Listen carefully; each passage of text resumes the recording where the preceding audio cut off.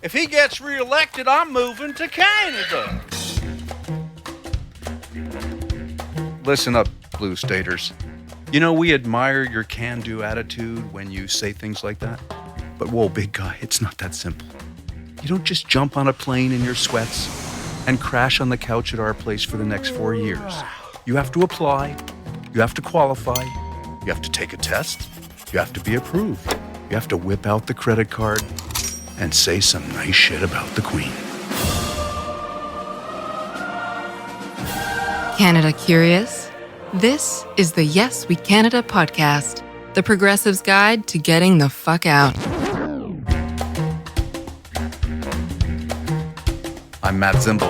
And I'm Mio Edelman, and we can help. So, Matt, I was just in Portland, Oregon for a few weeks, and as soon as people knew I was Canadian, they'd say things like, hey, see you in November. Like, as in, when this election is over, we're coming with our entire, we're loading the van and we're coming up. I know, there. and they always make it sound like, yeah, we're just going to come. Like, we're just coming. We're coming. At the same time, the pollsters are, it's all good. Nothing to worry about. Our guy's going to win. He's ahead by 10 points. But the polls in 2016, they weren't even close either. Like, there was still a big difference. Look, I say to all my American brothers and sisters, come on up. The socialism's fine. But really, you have to know a few things because there's a few different ways to apply to become a Canadian immigrant. The best place to start is the Canadian Immigration and Citizenship website, www.cic.gc.ca, which you can easily find by scrolling down past 6 or 7 websites that pretend they can help you immigrate to Canada faster and cheaper, because I know a guy. The Canadian government is 6 or 7 down on the list? Yes. Wow. Yeah. Now, you're going to love the CIC website because it's got a really cool feature called the Come to Canada Wizard. Come on. No, I'm serious. Please. Mio, I'm telling you. This sounds like getting tickets for a theme park or something. Exactly, like a Harry Potter thing, right? So here's the thing. You can select a program or a stream of immigration that you think you might qualify for. Like, say you're going to apply under Blue State Refugee Humanitarian Asylum. Seriously? They don't have that. Okay. They will in November. That's right. Mm-hmm. Then what you need to do is you need to take a short qualifying test online. Mm-hmm. And the app will tell you if you qualify to immigrate to Canada based on your answers. I took the test. How did you do? I didn't qualify. What? I didn't qualify. I'm a Canadian citizen. I didn't qualify. So I did what every self-respecting American would do in this circumstances. I changed my answers. So easy. They let you take it again? Oh yeah. They should just come and deport you if you can't. Like, what are you doing here if you couldn't pass the test? Yeah, well, when I came here, there was no test. I came here in 1971. Yeah. Okay. Well. Anyway, I cheated, and I also went on the cic.gc.ca website. I didn't cheat on the test. I cheated by going to check it out. You told me not to do that, but so it's kind of weird. You can watch a video tutorial where you'll meet David. Okay. Some random white guy who works for the Canadian Immigration Services. And both you and I know David is a professional actor, probably brought in from the States, of all places. That would be right. Because he did some B movie a few years ago that went direct to DVD. And God knows there's no Canadian leading men who could ever deliver the role of a lifetime hosting a how-to video for Canadian Immigration Services. That's bizarre. How was his performance? It was mesmerizing. As a federal bureaucrat, was recorded in 2012. Okay. So this is that tells you how good it was. They've kept it around during the regime of Prime Minister Stephen Harper, our former Conservative Party leader, who served for 9 of the most embarrassing years to be a Canadian on the world stage. You see, the recent Conservative reign in our country, which lasted for 9 years, it was terrible. It was a time when there was no forward-looking innovation. There was no compassion towards those less fortunate. None of that stuff existed. The best way for me to explain to you in a historical context what a gang of fucking nincompoops the government was comes from a meeting I had with a senior deputy minister at a department that shall go unnamed. What was the name of the department? Department of Natural Resources. So the deputy minister was shaking his head in horror when I arrived for the meeting because he was recounting how his minister had insisted that the word abreast, as in The minister will keep you abreast of the situation. Up to date. Exactly. He wanted that deleted from a speech because it was too sexual. Are you kidding me? Give me a break. Sorry, dude. The minister will let you know when the situation is tits up. That's too sexual. Now, this will not likely be on the test for your immigration. But if anything changes, I promise to keep you a tits of the situation. Tits. This is terrible.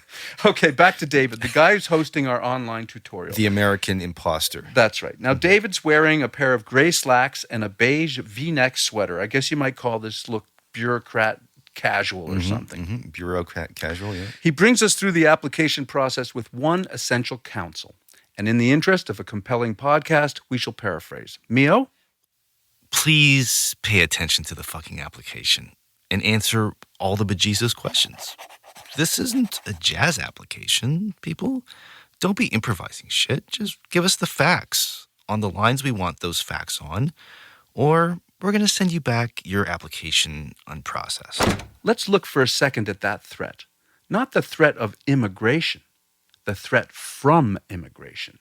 Your application will remain unprocessed. You see, the word process is very, very important to a bureaucrat. All I know is that you've said the word process several times. I'm not sure the point that you're trying to make. Stay with the process. Yeah.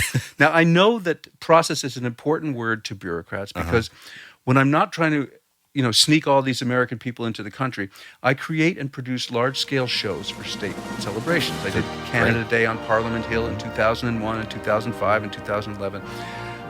Now, Canada Day on Parliament Hill, for our American listeners, is like your Independence Day at the National Mall, just with less open carry and 1/10 of the budget. Canada Day, which used to be known as Dominion Day, is on July 1st, and it is the celebration of the founding of your new country in 1867, over 150 years ago.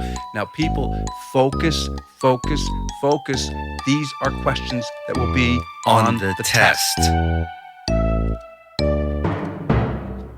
Now, one learns a lot about one's adopted country when one is charged with creating and staging a show to celebrate the nation's values at their nationally televised annual birthday party. The Prime Minister, assorted dignitaries, and usually over 100,000 Canadians and 3 tourists are in attendance in front of our most iconic government buildings in our capital city. I learned a lot about Canada doing these shows, but what I learned the most is that bureaucrats love process.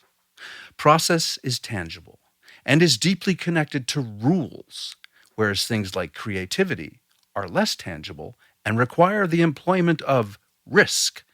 And risk for public servants wishing to keep their employment is too risky. This is why when you go to Ottawa, our capital city, the seat of our federal government, you will find huge office towers full of government employees, and surrounding all of those buildings are hundreds of more modest offices of psychologists and therapists. Oh yeah, and lots of sex shops. Though I've never had it there myself, sex is apparently very popular in Ottawa. A few years ago, in fact, the hookup website for married people, Ashley Madison, was compromised. Compromised? Digitally compromised? Yes, digitally compromised. And it was revealed that there were more Ashley Madison members in Ottawa than in any other city in the country. And for the test, you should know that Ottawa is only the 6th largest city in the country.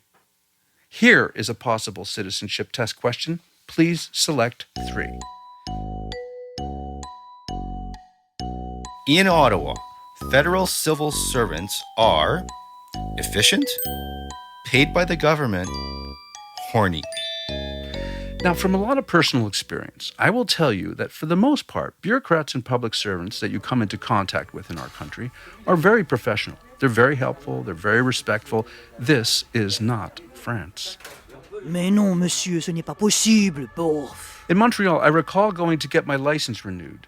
The motor vehicle office was a 5-minute walk from my loft, and from the time I stepped into the office until the time I walked out with a new license, a new health care card, which I didn't even know I needed, and a new photo, 8 minutes had elapsed. Stunned, I complimented the public servant. Merci pour votre service spectaculaire. You see, you already know more French than you thought. The public servant said to me, Thank you, sir. We pride ourselves on our efficiency. Well, holy shit. I thought you prided yourselves on having a job for life and doing as little as humanly possible. But hats off to you. You're right. I'm wrong. I have never thought of the bureaucracy in the same light. Respect. Why would I have thought that? Well, I was having lunch with a friend who worked for the federal government once, and she suddenly looked at her watch in horror and said, Oh shit, I have to get back to the office. I don't want to miss my break. Okay then. Now, though this will surely not be on the test, I must share a little more of my personal voyage with what we can call Immigrant Does Canada Day. Canada Day on Parliament Hill is a very difficult show to produce. It's broadcast on national TV, radio, and online. The weather is always an issue. There are numerous different unions, huge pyrotechnics, high-level security, the flying acrobatics jet team, the Snowbirds, dignitaries, wannabe dignitaries, and lots of medium rock stars. But the number one big problem for a producer is the Prime Minister's office has a direct view on the stage during rehearsals. I've produced the show under the watchful eyes of 3 different prime ministers, and let me assure you that a prime minister has never served who did not also fancy himself as a bit of a freelance artistic director. Suffice it to say, what can go wrong will, by way of example. The Governor-General is conveyed to Parliament Hill by a horse-drawn carriage called the landau. This is called pageantry. The landau arrives and the Governor-General is greeted by the Prime Minister. This is called protocol. The horses then have a gigantic bowel movement directly in front of the Prime Minister. This is called a shit show.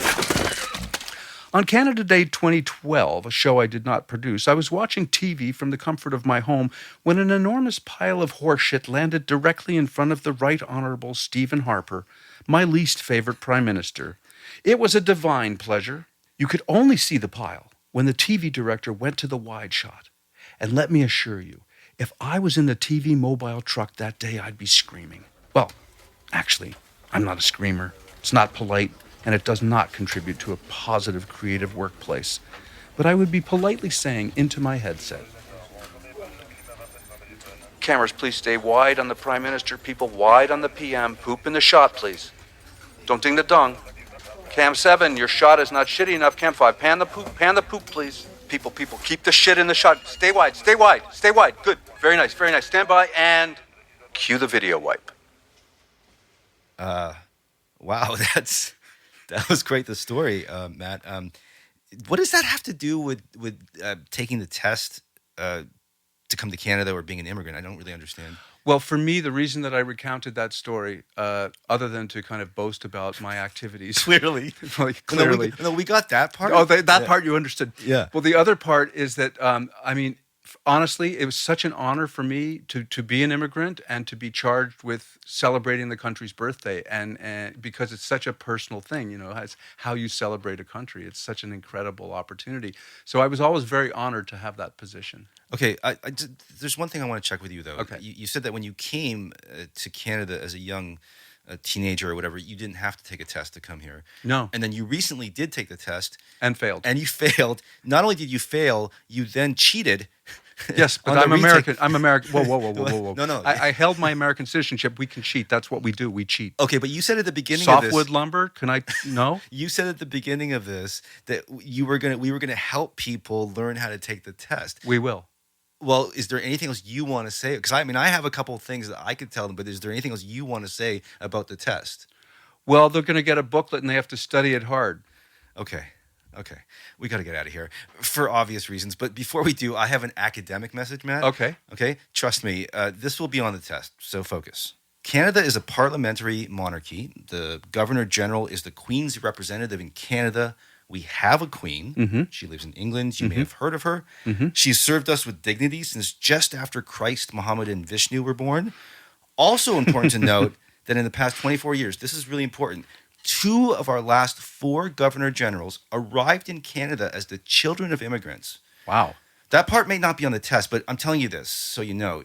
you come here, you get a shot at this governor general gig. And- That's not so bad. What a great gig it is, too. I mean, there's a huge house, Mm-hmm. incredible gardens, a staff of more than 120 unhappy people, 35-piece marching band, a killer wine cellar, a landau, and a few incontinent horses.